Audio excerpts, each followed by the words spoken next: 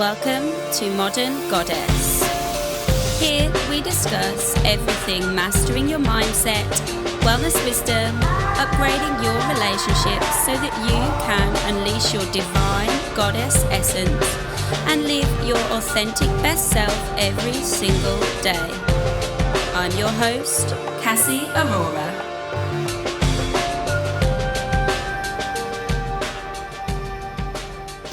So, I'm going to try something new, guys. So I've just been for a run in the park. I'm still in the park, and I was like, I wish I could just record podcasts while I'm like running or walking. And then I was like, you have your phone, and I don't, like, obviously I don't use a mic and things when I record. So let's just try this out, guys. So hello, I hope you're well. This is Monday, the 2nd of December that I'm recording. I've had a really action-packed week, actually. Been a bit weird week. Lots is changing for me. Lots is changing for many people. And this week is the week I want to talk about. So I want to record a podcast also on grief and loss. And I think I'm going to do that today. And then later in the week, I'm going to talk about the big shift, which actually starts today and tomorrow. It's when Jupiter, the great big guru, they say the benefic, in that it brings goodness. I think Jupiter reminds me of like the Santa Claus mixed with the guru man from Kill Bill mixed in one. He's that in the zodiac, and he's entering into Capricorn. Wow, I'm realising how cold it is as I record. Okay.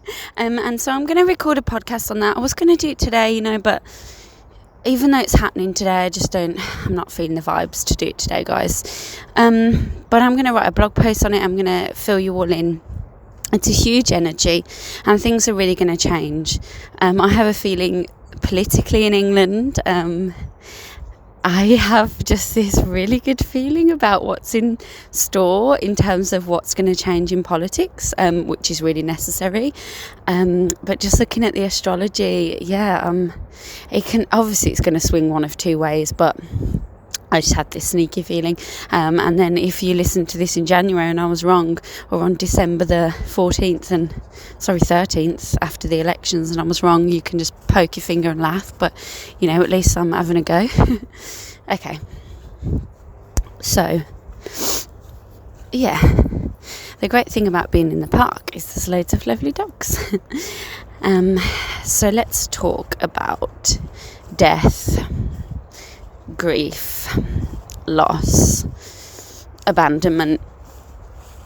These topics are my biggest karma, in that they featured heavily in the first 28 years of my life. Note that I'm 29 on Christmas Day, and I really am ready to step into a new chapter of my life, of long and sustaining relationships, because the learning that has been through the first 28 years has been pretty damn hellish. And so here I am talking about a topic that has quite literally brought me to my knees many, many, many times in my life. And I know, guys, if you've experienced grief, loss, abandonment, I know it is one of the hardest, in my opinion, but maybe that's because it's where all of my karma is. To me, it's one of the hardest and most challenging things that we can go through as humans, that tests us and brings us to a place where we have to go to another level of love, compassion, understanding, nurture, empathy.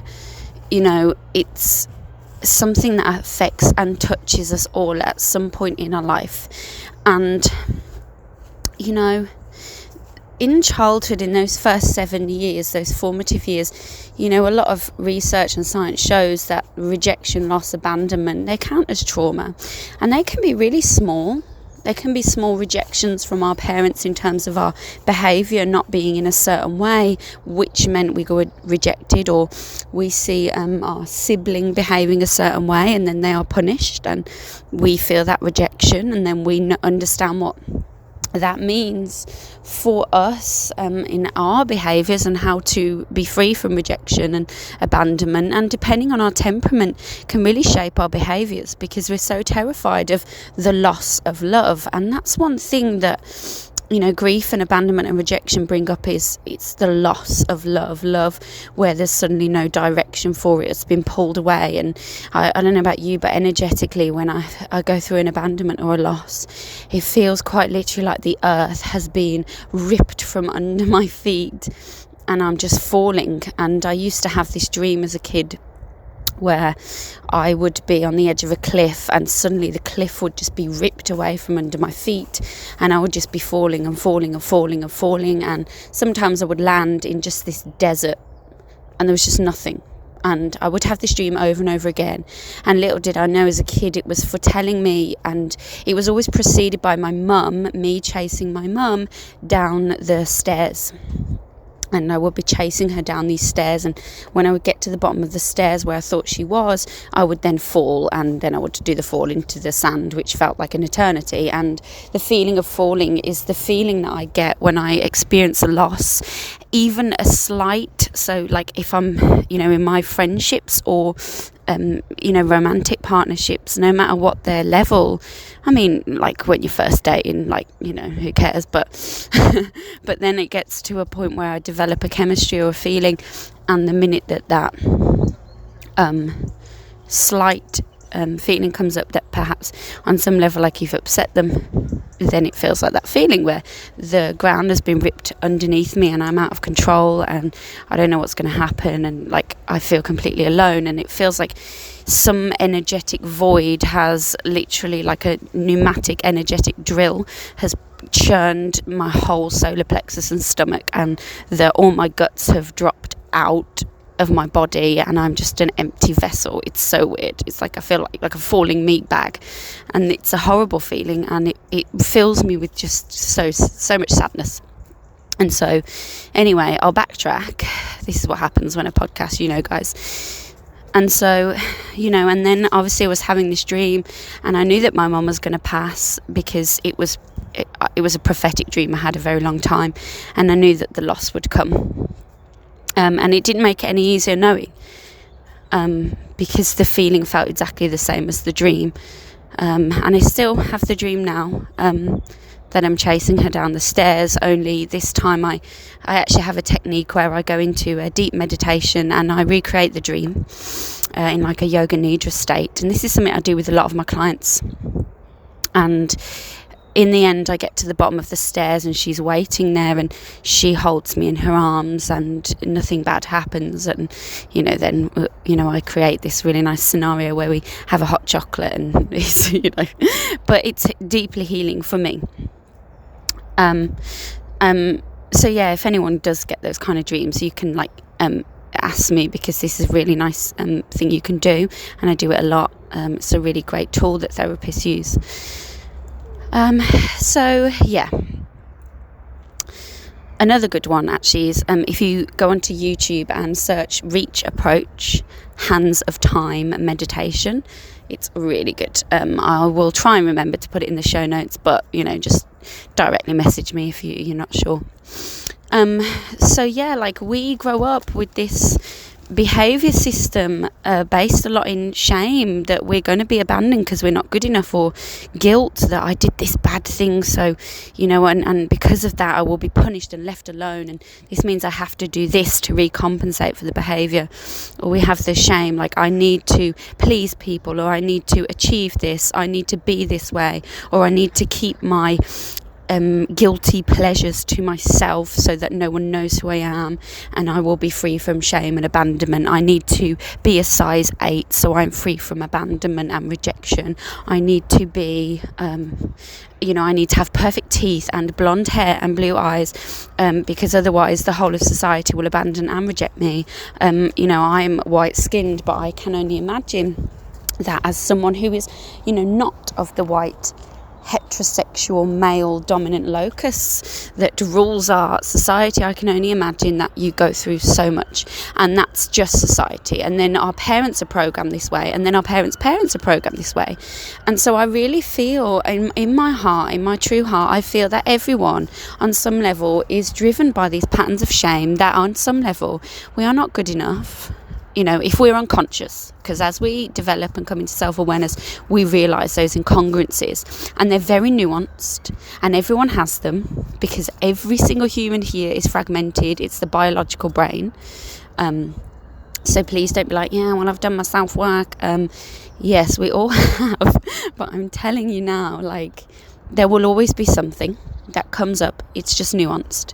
I notice time and time again where I don't want to lose the love of the other person, and this is a big thing I have to work on, and I compromise myself, and not so much anymore, but it happens in very little ways. And there are ways every day that we all abandon ourselves and our own best interests. So I'll give you an example, but we abandon ourselves and our own best interests in order to secure the conditional, let me just put that out there because it's very often conditional, love of other people, because that is a subject-object relationship in that we and them, and there is a flow of love between us. And of course it's very hard within yourself to feel the same subject-object flow of love. It's really hard to feel, me and myself, I love myself and myself loves me. And so here's a good example. She says, okay, so I wake up, here's an example from my incongruence days, which I probably still live in, who knows, but the days where I was not totally authentic. I was in a relationship, quite a long relationship I've come out of recently, yes, kind of. Anyway, I would wake up and I would not eat breakfast, even though one of my favourite things in the actual world is to eat a bowl of porridge. But no, eating disorders ruling the race, and I'm allowing eating disorder to rule the race because I am incongruent to my own best interests. I am more beholden to the interests of other people and securing their love. So I will not eat breakfast, I will go to the gym. 2 things I don't want to do, but I abandon myself and do them anyway. And actually deep in myself there's a fragment that really needs to do those things to feel safe in order to be loved. But on an actual deep spiritual level, the part of me which is more evolved knows that these are things that are actually not in my best interest and wasting my energy. And often I'm not trying to homogenize eating disorders. I'm just talking about okay, this is how it functioned for me.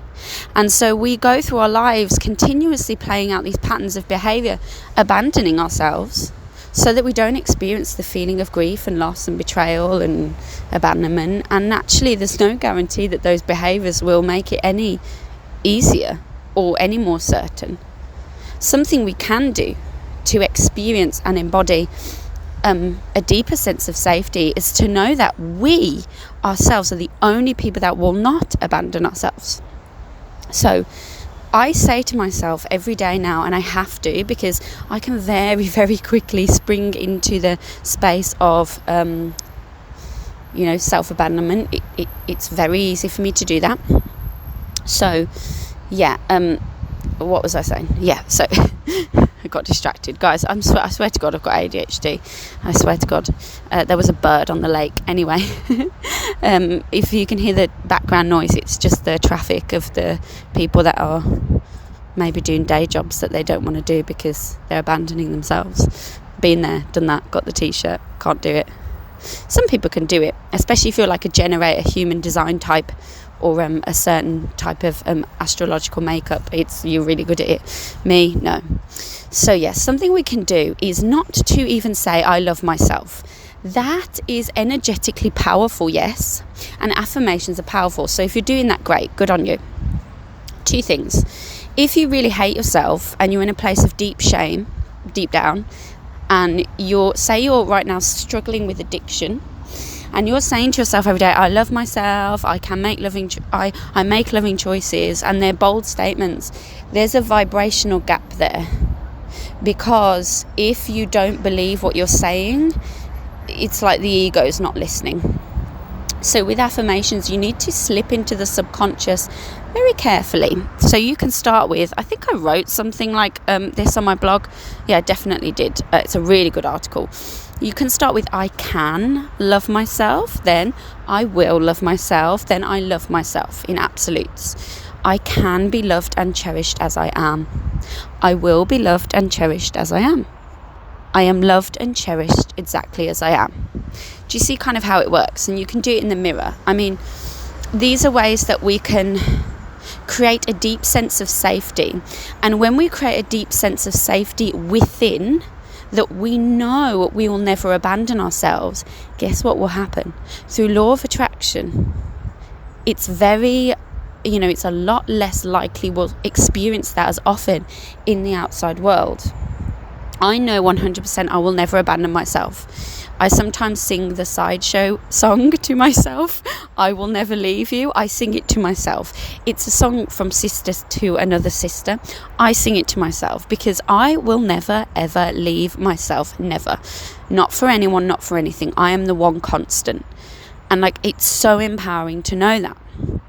However, if you are abandoning yourselves and you are, battering your own best interest and hurting yourself, of course that's not true for you, and it's where you are, and it's fine. It's fine because it's what you've needed to do up to this point to feel safe. But I'm telling you, there's a deeper safety when you start to rely on you. So something that's even more powerful than affirmations, in my opinion, is if you just say this sentence now, I am beautiful. Okay? Now say, I love how beautiful you are to yourself. Okay. So which one to you feels more powerful? Most likely the second one. Because vibrationally you're saying it from the part of you which is the higher self, the evolved self, the soul, whichever part, you're saying it directly to the fragments of you which are, shattered and need healing and things like that. And you can say, I say to myself, I love how I will never abandon you, and I love how gentle you are, and I love how sensitive you are. I have to say these things to myself because very often these are the things that, in my childhood, I have been told are not they're not good points. I love how curious you are.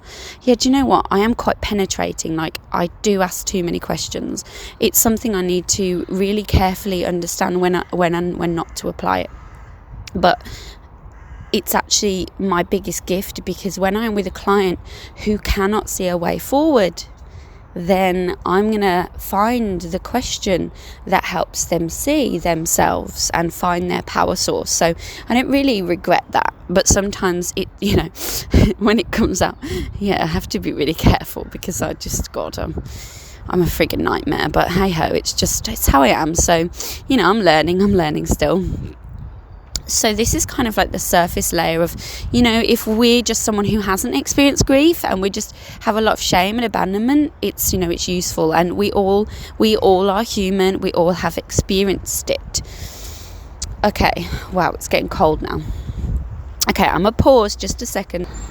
Right, sorry. I had to put my coat on. It's bloody freezing. It's 1 degree or something. And I was walking around in a t-shirt that said, yes, Bab. If you never checked out Punks and Chancers, they have these awesome clothes. Bab is a thing we say around the Midlands. And it's just really cool. So check them out. Anyway, so I want to talk about grief. Grief is something that we all are touched by, whether it's the loss of a relationship or the prolonged death of a loved one, a family member. You know, God, as I say this, like, I'm feeling the collective energy, because I'm you know, I work intuitively, and so I'm tuning into the energy of whoever's going to listen to this. I'm tuning into the energy field of your body, and it's like, you know, all in my throat. I feel like my throat is melting, and like my solar plexus has sunk to the ground, and like all my mouth is like salivating, like I want to cry. Like, it's, grief is huge, guys, and it takes us all at some point. Jesus, guys, if whoever's listening to this, like, if you've got the grief, thanks, I'm feeling it with you. Yeah. I understand. Like, I understand. And grief comes to us all. It is something that as humans we have to experience as the nature of ourselves, as part of God. One certain prediction I can make as a claircognizant is that you're gonna die. Okay, you know, and I don't mean to like laugh at that, but it's the truth. And the universe needs us to experience death in all ways. Every winter leaves fall from trees and they die, and nature doesn't even question it. It just lets go and allows. And, you know, we as humans can watch death happen and things decay and dissolve. And one thing that I think is really important is, yes, grief is one of the most painful things, but is to also remember the person on the other side of that grief, the person who is passing. Because for that person, there's lots happening, like something I never thought about, rightly, you know, it's not that it's wrong to be upset, it's absolutely valid, and you absolutely need to do it, and you need to allow space for it to happen. Because as humans we attach. It's actually a sociological process. It doesn't make you less spiritual to be attached to people or committed to people. It actually makes you it's a very God really appreciates that, or goddess universe, the honor to other people and the service to other people and the commitment to them. It's a like a very truthful and solid act. It's integral. It's like an act of integrity and respect to another person as another facet of God. This is what I think. I could be wrong, but this is how I see it. And so anyway, yes, God, experience the grief. Allow the grief. It is your right to feel it, no matter how long it takes. You know, if work say, I have a week off, you can't grieve in a week. It's not like an appointment you turn up to. It's not a hotel de grief. You can't do that. You have to take the time and allow this organic process to unfold. There are different elements to grief. There's denial, acceptance, there's anger, and there's the pain, and they all come in a mix of all sorts of things. And if we don't have strategies in place, then we abandon ourselves and start to act out behaviors which distract us from the emotion itself. You know, everyone has experienced this, and it's okay to experience it, you know, to want to escape from the feelings of pain. Because that feeling of grief, pain is all encompassing, and it swallows you whole, and it feels, to me, it's the most painful feeling I've certainly ever experienced as a human to date, and touch wood, I won't experience, you know, I'm going to experience grief, of course, at some point in my life again, but the first time it was hard. I was a kid.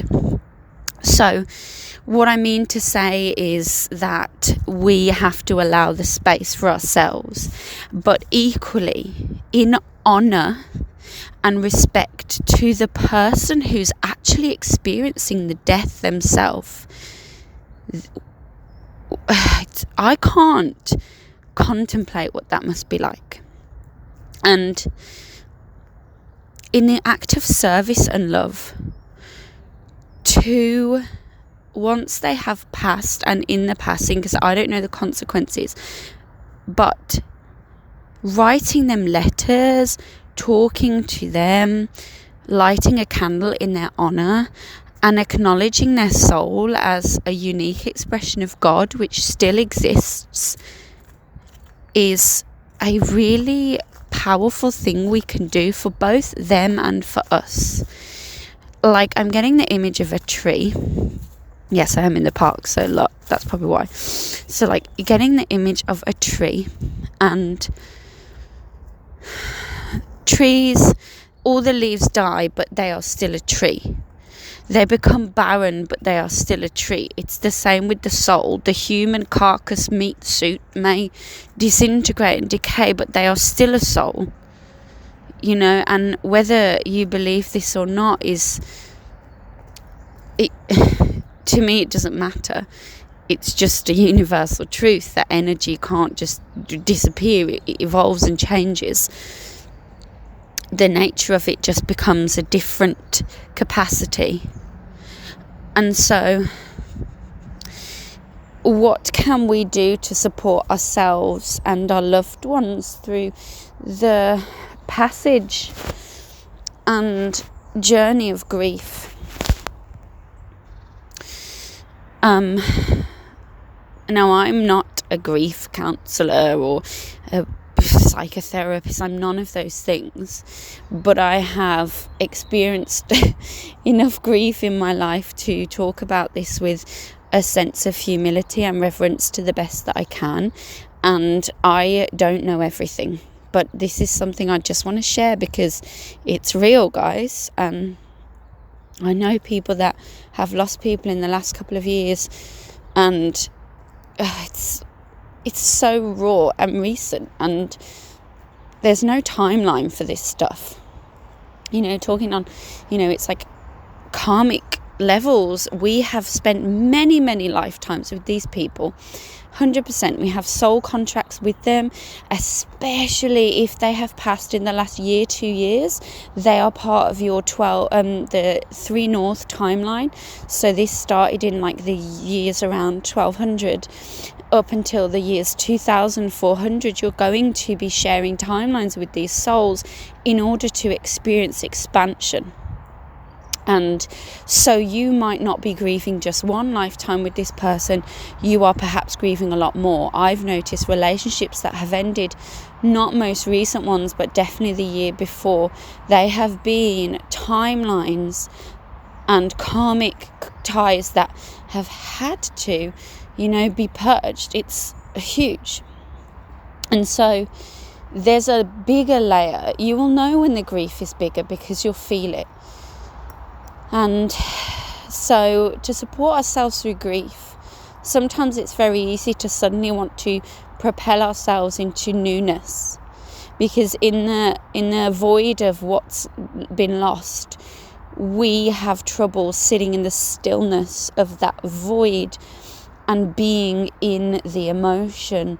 So very often we can inauthentically propel ourselves into something new. So, it's a bit like the breakup, haircut, and the rebound.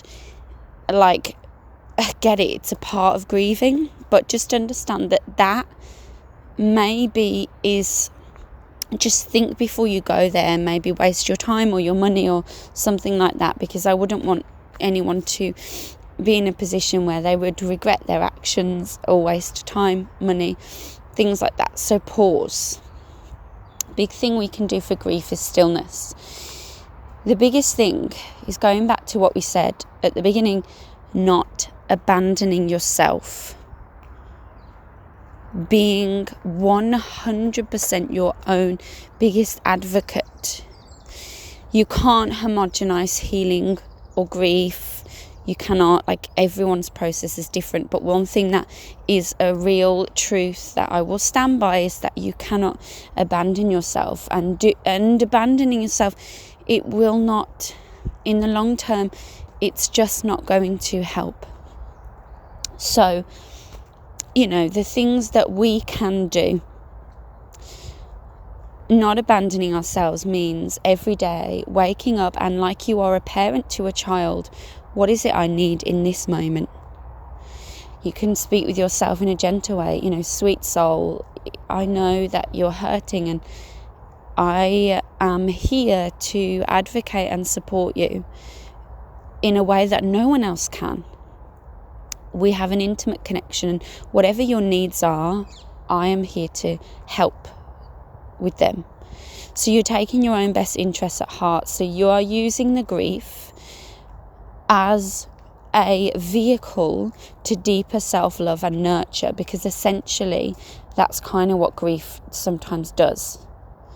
It shows us what matters, shows us where we can grow.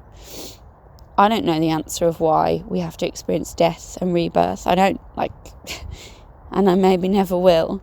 But I know that one of the facets is a deeper level of self-love, which comes as something that if we don't embody, we have a terrible time. So, yeah. And you can wake up every day and you can create a self-care menu. Okay, what is it I need this day? And you can say, you might want to wear tracksuits and eat Ben and Jerry's by the TV. And that's a spiritual act if it's one of self-devotion. But if it's one of escapism and blackout and disconnection, then maybe it's not the thing for you. Maybe today you want to go swimming. Maybe today you want to run in the park. Maybe today you want to visit a friend who is wild and wacky. Or maybe today is the day you want to actually try something new and see what comes in its space. Or maybe today is the day you just want to do nothing. It's fine if it's from a place of questioning yourself, a really sincere way. Now, I am going to advocate, obviously, for things like yoga and meditation because they've stood the test of time. And they've stood the test of time quite simply because they work. And it takes time to, takes time to really integrate a practice. You don't need to do anything big and bombastic 2 hours a day. 5 minutes. 5 minutes, just sit with your breath. I don't care who you are, what you are, you've got 5 minutes. I know you have. But in that simple act, you send a very, very specific message to yourself and the universe that you are number one and you prioritize self-care. When my grief came about, I literally propelled myself into being the busiest human being on the planet. Because I'm Pitta naturally, which is Ayurvedic. Pitta is my main constitution. I have the others. But literally I just went mental, doing everything, athletic, never ate. I was just some kind of, oh God, I just look back and think I was just absolutely legging it through life. And it was my coping strategy. But at the end of the day, it did not help. It did not help to distract myself, to become busy and preoccupied with abandoning myself in order to feel some sense of safety or disconnection from what I didn't want to feel. And guys, I don't want you to abandon yourselves either, because you're beautiful human beings who deserve love and nurture. And believe it or not, you are the one person who is capable of loving yourself in a way that no one else can, because you aren't going to abandon yourself. You can say to your partner, I need this, but they might reject you because they have their own needs and they've got their own stuff. Or you can you can't look to sometimes your parents. You can't look to your pets. You're their carer. But there is a thing to be said that dogs and cats, especially dogs. Really, dogs encompass like unconditional love and acceptance. So I'm a big advocate of like getting a dog in a time of grief and distress. It's a band-aid, yeah, but if it's a conscious choice, yeah, dogs are great. Anyway, that's just because I'm seeing loads in the park. But make yourself priority. I know, guys, grief is huge, and I know that it's one of the most challenging things. I will always advocate finding professional help in a time of extreme grief and trauma, because at the end of the day, you deserve to be nurtured and cared for and to live the best life. Grief comes along and it challenges and tests every vessel of your human being. I really feel that. And it's coming to take you deeper into the nature of your infinite power source within, because that's where it is. It's within. It's not outside. But outside will test you, and outside is the outside, and the outside world, astrologically speaking, are the object, and you're the subject object kind of thing. And we have to experience outside to trigger inside, and then the triggering is where the evolution and the growth process happens.